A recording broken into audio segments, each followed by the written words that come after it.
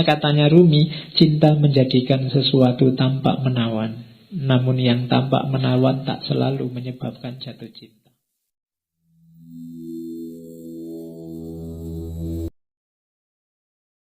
Satu ketika Kois ini kaget, tiba-tiba ada anjing dari kampungnya Laila sekonyong-konyong berjalan lewat depannya Kois.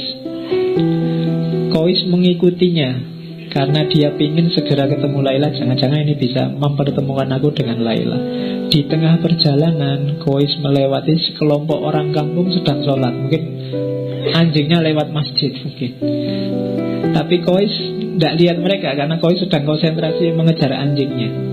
Setelah Kois pulang, orang tadi yang sholat marah-marah pada Kois. Wahai Kois, tadi engkau melewati kami saat sedang sholat.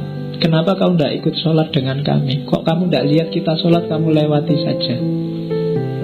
Katanya Kois, demi Allah, saat kalian sedang sholat berjamaah, aku sama sekali tidak melihat kalian.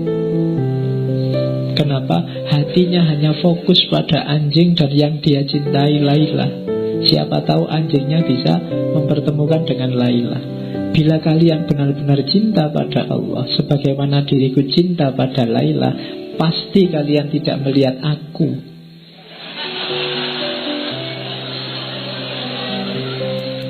Padahal kalian sedang berbicara dengan Allah, tapi mengapa kalian masih bisa memperhatikan diriku? Aku saja yang mengejar anjing kepunyaan Laila, pujaan hatiku, sama sekali tidak melihat kalian. Jadi ini sindiran luar biasa dari Kois.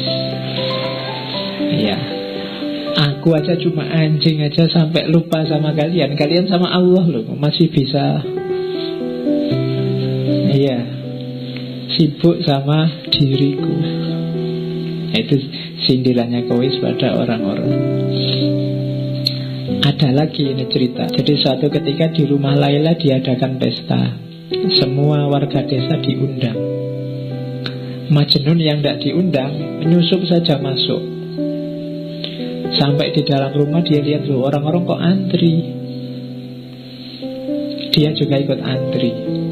Nah, waktu dia ngantri kan yang membagi antrian kan Laila. Jadi dengan ikut antri itu dia bisa memandang wajahnya Laila.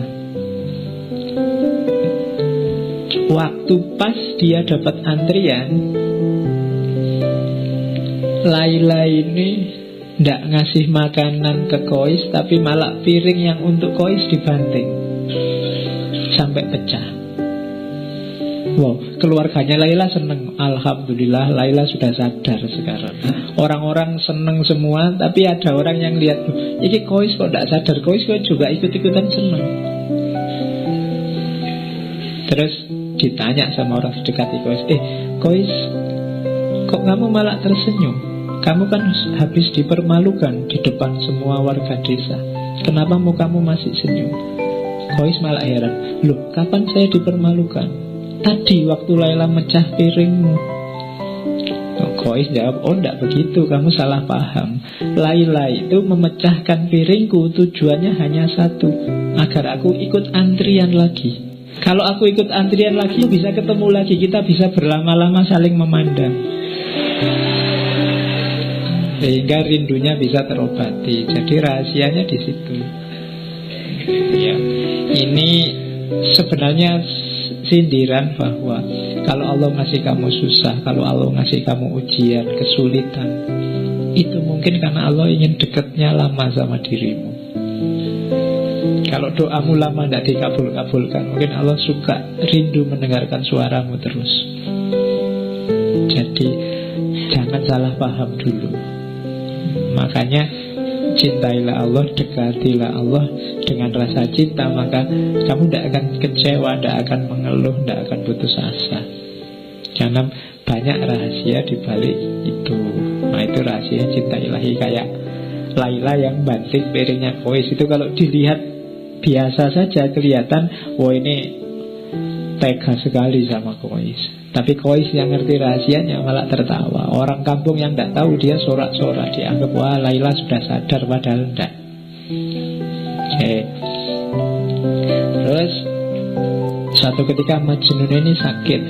sama teman-temannya dibawa ke tabib. Katanya tabib, oh ini sakitnya parah, harus dibedah karena ada yang infeksi, ada darah yang harus dikeluarkan. Tapi Majnun menolak, jangan, saya tidak mau dibedah. Tabibnya bingung, lah kok kamu takut?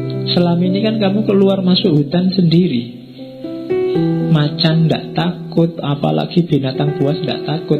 Lah kok kamu dibedah aja takut? Katanya Majnun, enggak, bukan dibedahnya yang saya takut. Lah kamu takutnya apa? Aku takut pisaunya menyakiti Laila. Tabibnya heran, lu menyakiti dari jalur mana? Wong yang dibedah kan badanmu. Katanya Majnun, lu justru itu, Laila itu ada di setiap bagian tubuhku, dia ada di aliran darahku. Jadi aku takut menyakiti. Ya karena ini pelajaran bahwa ketika orang sudah sangat mencintai, antara yang mencintai dan dicintai sudah tidak terbedakan lagi. Jadi kalau Laila disakiti, Majnun yang sakit. Kalau Majnun disakiti, Laila yang sakit.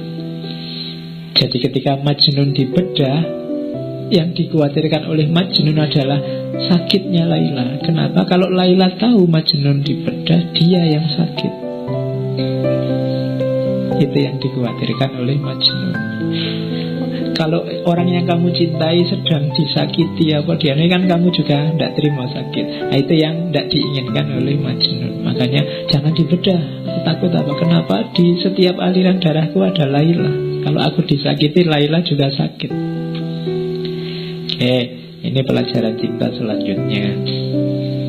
Ada kisah satu ketika Majnun ini ingin ketemu Laila. Terus dia naik onta. Tapi sayangnya ontanya baru melahirkan. Nah, onta yang baru melahirkan ini masih sayang-sayangnya sama anaknya. Jadi waktu ditunggangi oleh Majnun, ontanya ini bolak-balik, mau maju tapi dia mau mundur lagi, maju mundur lagi, dia nggak nyampe-nyampe. Akhirnya Majnun turun, katanya Majnun, sudahlah, saatnya kita berpisah, cintamu dan cintaku tidak sejalan. Iya, loh iya kan, ontanya mencintai anaknya, dia mencintai Laila, jadi tidak sejalan. Karena menunggangi kamu, selama ini aku berjalan di tempat, kadang maju, kadang mundur. Perjalanan beberapa hari memakan waktu 60 tahun, maksudnya lama sekali. Aku tidak akan menunggangi kamu lagi. Majnun terus turun, terus lari, tapi terus jatuh dia. Kakinya patah, tapi dia tidak putus asa ceritanya. Kakinya patah, dia ikat sendiri, terus dia menggelindingkan badannya. Tidak bisa jalan kan? Ya, merangkak juga tidak bisa, kakinya sakit diikat. Ya sudah, muter aja gelundung. Nah, ini pelajarannya adalah kalau engkau masih terikat oleh dunia, oleh banyak hal di luar dirimu, kayak onta tadi yang masih kamu tunggangi, kamu tidak akan nyampe-nyampe pada yang kamu cintai. Kalau masih sangat banyak beban yang harus kamu bawa, kamu tidak akan sampai-sampai. Tinggalkan semua bebanmu, berjalanlah, berlarilah, menggelindinglah menuju yang kau cintai. Ya, yang dicintai pastinya Allah. Terakhir, satu ketika Khalifah ini yang mendengar cerita Laila Majnun sangat populer, satu ketika ingin tahu anak muda yang dilanda cinta itu kayak apa. Terus dia lihat ditemuinya Laila, tapi dia heran, oh Laila itu cuma kayak gini aja loh wajahnya. Qais menjadi Majnun karena kamu, tidak masuk akal apa yang dilihatnya dari dirimu sehingga membuatnya tergila-gila. Kamu bukan wanita yang sangat cantik, banyak wanita lain yang secantik kamu, bahkan melebihimu. Ada cerita yang bilang, katanya Khalifah, bahkan dayangku yang paling jelek lebih cantik daripada dirimu. Tapi Laila menjawab, diamlah. Yang dia lihat tidak terlihat olehmu karena kamu bukan Majnun. Ya, kamu tidak tahu karena kamu bukan yang mencintai. hanya yang mencintai tahu keindahan yang dicintai. Jadi itulah kisahnya Laila Majnun.